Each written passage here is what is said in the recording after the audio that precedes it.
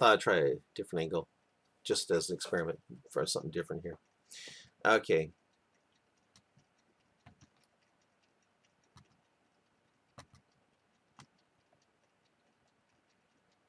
Okay. Suddenly there was a sound of a helicopter circling above. It was a police chopper who couldn't believe his eyes at what was taking place down below him.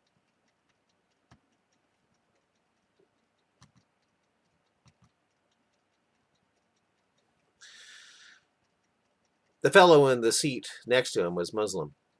On the highway, the drivers of cars and big rigs heard the shooting and turned to see what was going on. One driver stupidly slowed down to observe the firefight and was suddenly struck by a car who did the same. A pileup suddenly began on the highway as more people rubbernecked to see what was going on. The pileup was made worse due to the ice. From the south, a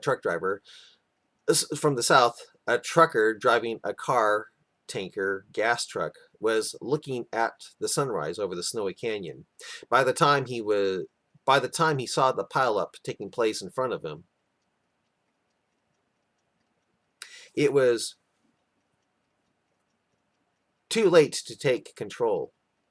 The trucker slammed on the brakes to keep from hitting the car ahead of him that was stopped, but he shattered the small electric car, swerved left, then swerved right toward the railing of the bridge.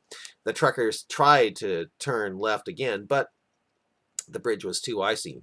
The big rig crashed through the railing and fell hundreds of feet into the canyon, exploding after hitting the rocks on the shore. The cops in the gun battle wanted to see what was happening, but knew it might be death if they turned and looked. Before they all knew it, it was now all down to the cops who showed up first.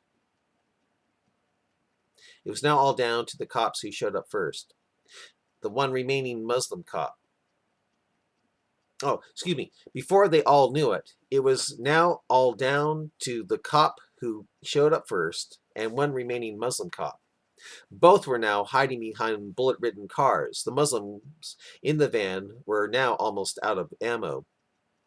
"He's reloading, brother," shouted Wali al-Din. The last remaining Muslim cop quickly ran to shoot him, shouting Allahu Akbar as he charged. But right when he turned the corner, the cop wearing the extra gun he secretly had strapped to his cab shot him between the eyes. The cop avoided fire from the van, picked up the speaker that now had had a bullet hole in it, then shouted with fury, "You have just proven my point. You have proven my point, and it's recorded on video. Throw down your weapons, get out of the van, and give yourselves up. There is no escape for you, and I will wait till doomsday until you give up. You are now going to deal with all the officers of Twin Falls, and then some. Behold, they come." The Muslims in the van could hear the sirens of many cop cars approaching. It was all the cops of Twin Falls. "It's over, brother. It's over, brother. It's over," cried Muhammad Thayer Thaqib. Suddenly, a news helicopter began to arrive on the scene as well, but right now, its attention was only on the pileup and the flaming debris at the bottom of the bridge. "I don't want to die," said Ziad Jabir. "Then you are going against the wishes of Allah, brother," said Mahbub. Ziad Jabir looked down and said, "Why do we have to lie to protect Allah's religion? Shouldn't it stand on its own merit?" Hearing that felt like a knife in the guts of his brother Muslims. Yesua Yasir suddenly got an idea.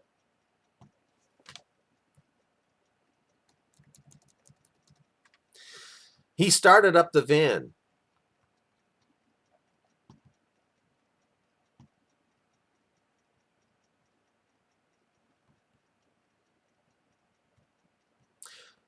He started up the van and started moving it ahead. The cop who was first on the scene started shooting at it as the sounding and flashing cop cars got closer.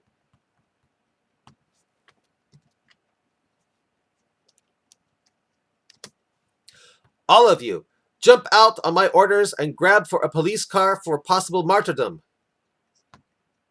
shouted Yasir as he started to turn the van around, turn the van about. He then shouted, "You might not have strong faith in Allah, O Ziyad, but I do. You might not have strong faith in Allah, Ziyad, O Ziyad, but I do." As the van turned the door away from the bullets of the shooting cop, Yeshua shouted, "Now!"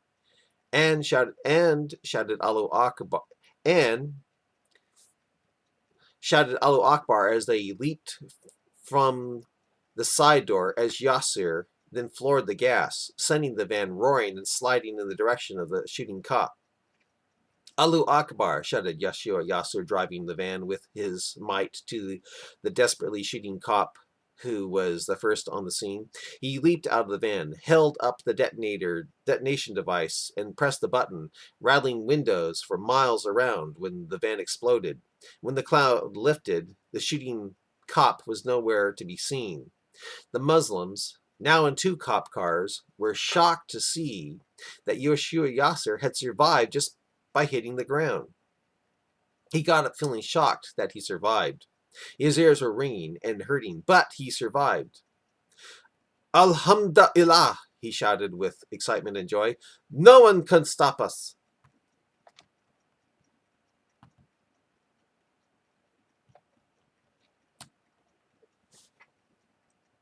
Allahu Akbar, shouted the Muslims with excitement. The van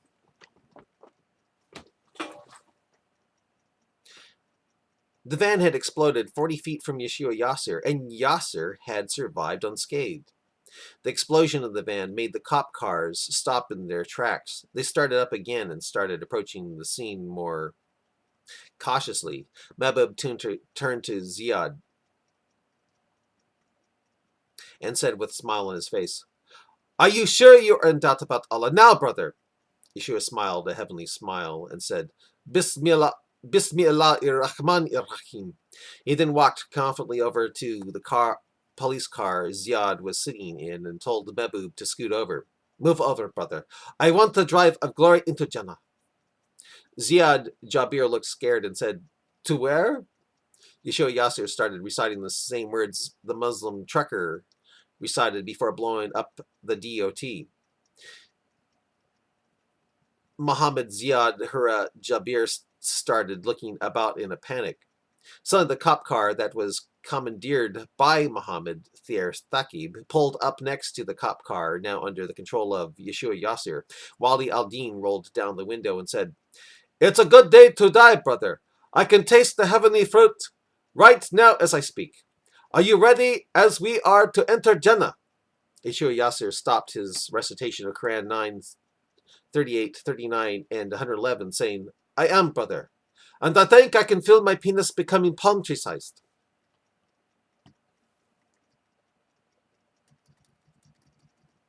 Hearing that, Ziyad felt sick. He had his hand uncontrollably made a move toward the door handle to see if he could escape. He did not want to die for something that was now sounding really stupid and crazy to him. "Let's go out shooting," Mahbub said. "Let's go out shooting," said Mahbub. "Do we have all our guns loaded?" As they checked, all Ziyad Jabir could think of was how to get the hell out of there without them turning the guns on him for being a possible apostate. "We go out in blaze of glory, brother," smiled Thayer Thaqib. "Maybe some of our brothers up there will see our great faith and turn on the cover cops like our brave brother cops did for us 20 minutes ago." "It doesn't matter, Thaqib," said Yasir with a look of ecstasy on his face. "It's better to have the virgins now." A booming microphone from one of the cop cars shouted out, "We have you in our sights. Get out of those cars and turn yourselves in." Silly Muhammad Wali al-Din shouted out, "Allahu Akbar." The wheels of the cop car started spinning, but being that they had on snow tires, the car began to take on speed. It got faster and faster to the line of cop cars. Wali al-Din and Thayer Thaqib started shooting every gun they had into the direction of the lined-up cop cars, shouting Allah is greatest, as they made their charge. "Fire!" shouted the cop over the speaker. A hail of bullets rained upon the windshield, shattering what was left of it that survived the firefight between Muslim and non-Muslim cops. Some of the stray bullets shot out the window of the cop car Yesua and the two others were in, hitting Mehboob in the shoulder and grazing Ziad's cheek. Thinking that the two Muslims might have a bomb in the car, like in the van, the bullets continued to tear into it even after it stopped. Wali al-Din staggered out of the cop car, shooting at the ground, being that his arm was too shot up to raise it at the shooting cops. By the time he hit the ground, 20 bullets had blasted into him. Even after he fell, his lifeless body seemed to jerk about as the bullets kept on coming, just to make sure he wasn't wearing a bomb vest. When the cops quit shooting, the cop on the speaker shouted out, "Okay, next." Ziad Jabir made a gulping sound and turned white in color. Mehboob was gasping at air and moaning in pain from the bullet almost striking a main artery. Ziad continued to look like he was about to bolt from the scene. Yesua Yasir smiled and asked his two fellows, "Ready?"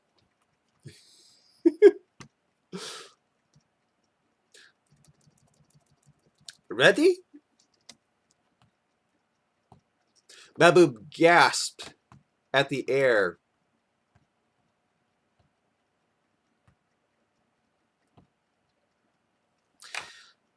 Mehboob was gasping at air and moaning in pain from the bullet almost striking the main artery.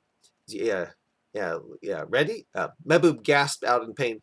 "Brother, why don't we turn ourselves in? Remember, Sheriff Jamal, he is in charge of this chapter." Ziad Jabir then desperately jumped in and said, "He could speak for us, and Allah willing, let us go." Yesua Yasir smiled and said, "Yes, he certainly could. Yes, he certainly could." Ziad continued in a near shout, with great fear in his eyes, nearly crying with, "Yes, brother, he could, he could. Why kill ourselves for Allah if Allah can use us later?" Ziad Jabir looked through the glass partition that had many bullet holes in it from the firefight. Half of it was now gone. Ziad suddenly saw a blowhorn sitting between Yesua Yasir and Mehboob Mazen. Ziad quickly, desperately said, nearly shouting, "Brothers, why don't we start reciting Quran 938, 39, 911 out at them using that loudspeak? It might..." I think he means loudspeaker. Loudspeaker.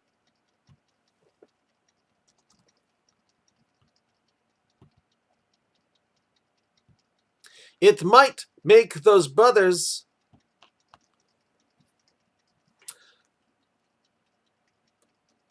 "It might make those brothers of our... of our... It might make those brothers of ours up there turn their weapons on the Kafir partners. On their Kafir partners. I mean, look what happened just minutes ago." Yesua Yasir said, All it will probably do is make it so they won't fire on us. There's still more Kafir cops than them, brother." "Can we at least try it, brother?" asked Mehboob. Can we at least try it, brother?" asked Mehboob, in pain from the bullet that struck him.